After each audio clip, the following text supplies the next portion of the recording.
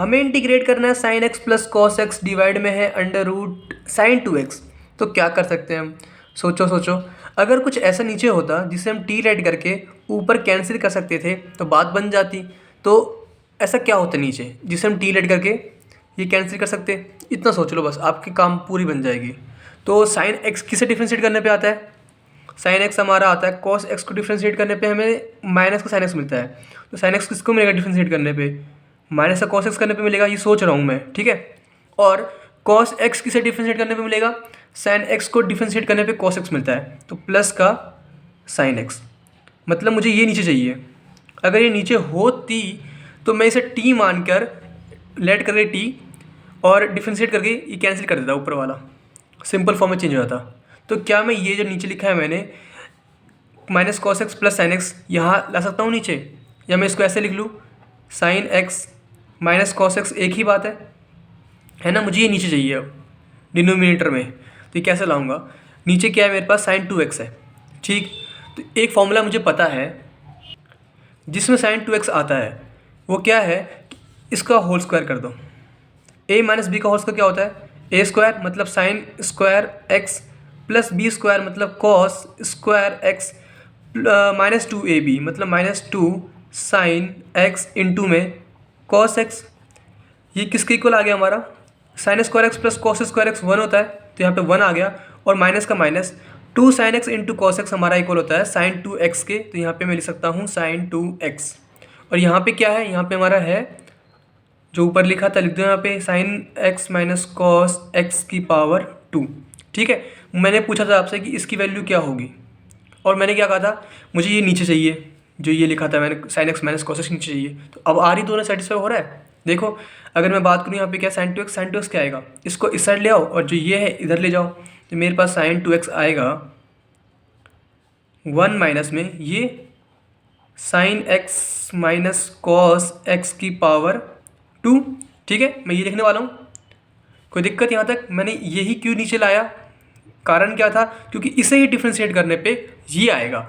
और ये कैसे मिला मुझे, ये ऐसे मिला कि मैंने सोचा कि साइन एक्स किसको डिफ्रेंशिएट करने पे मिलेगा, तो मेरे दिमाग में बात आई कि sign x minus cos x को डिफ्रेंशिएट करने पे मिलेगा, और कॉस एक्स किसको डिफ्रेंशिएट करने पे मिलेगा, तो मेरे दिमाग में बात आई कि साइन एक्स को डिफ्रेंशिएट करने पे मिलेगा। तो पहले मैंने ये निकाला, फिर इसको स्क्वायर करके इस तरीके से मैंने साइन 2x की वैल्यू निकाली, तो ये मैं पुट करने वाला हूँ यहाँ पे। बस यही सोचने की बात थी, ये पूरा यही मेन था, उसके अलावा कुछ भी नहीं है बचा इसके अंदर, ठीक है। तो अब मैं इसको कुछ मान लेता हूँ, आई मान लेता हूँ ताकि बार बार ना लिखना पड़े। तो आई हमारा क्या आएगा, पाई बाय 6 से पाई बाय 3, ऊपर है मेरे पास sine x plus cos x, और डिवाइड में है मेरे पास अंडर रूट के अंदर साइन 2x पे पुट करने वाला हूँ मैं ये 1 minus sign x minus cos x की पावर 2 और dx, ठीक है। अब लेट कर लो इसे t,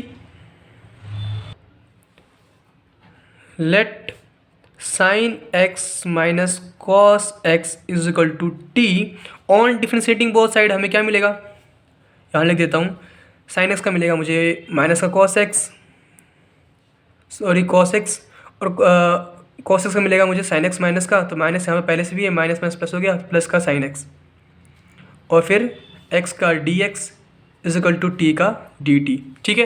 यही वैल्यू मिल गई, क्योंकि हमने पूरा इसी टाइप से किया है कि यही वैल्यू मिले हमें। तो अब हमें पुट करना होगा इसमें, तो हमें आई की वैल्यू क्या मिल गई, लिमिट भी चेंज करो साथ साथ। तो लिमिट कहाँ चेंज करूँ मैं, इस पर कर देता हूँ। ये हमारा x is equal to pi by 6 से x is equal to pi by 3 है, तो at x is equal to pi by 6 पे हमें t की वैल्यू क्या मिलेगी बताओ, t इज इक्वल टू क्या मिलेगा, पुट करो। साइन पाई बाय 6 क्या होता है हमारा, साइन 30 हमारा होता है 1 बाय अंडर रूट 2,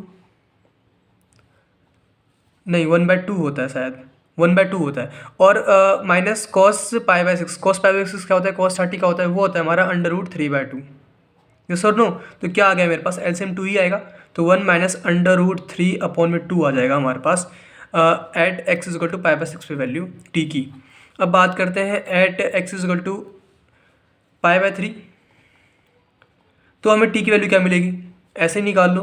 तो पाई बाय 3 मतलब 60 पे साइन 60 हमारा क्या होता है, साइन 60 हमारा √3/2 होता है, और कॉस 60 का होता है 1/2 होता है, तो -1/2 ये वैल्यू मिलेगी टी की।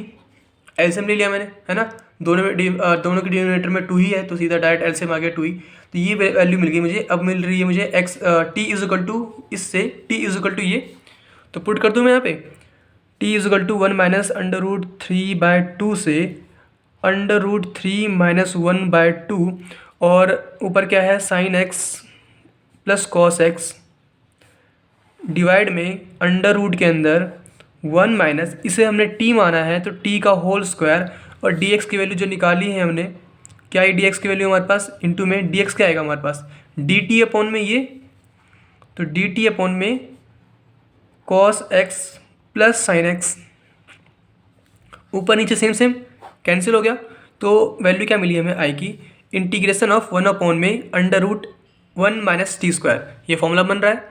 यहाँ पे ए क्या है 1 का होल स्क्वायर, तो क्या आएगा हमारे पास साइन इनवर्स x बाय ए, यहाँ पे t है तो हमें क्या मिलेगा साइन इनवर्स t बाय 1, तो एक ही बात है 1 लिखो या ना लिखो। तो और लिमिट कहाँ से कहाँ तक है 1 माइनस √3/2 से √3 - 1/2, तो पुट कर दो लिमिट और आंसर मिल जाएगा हमें।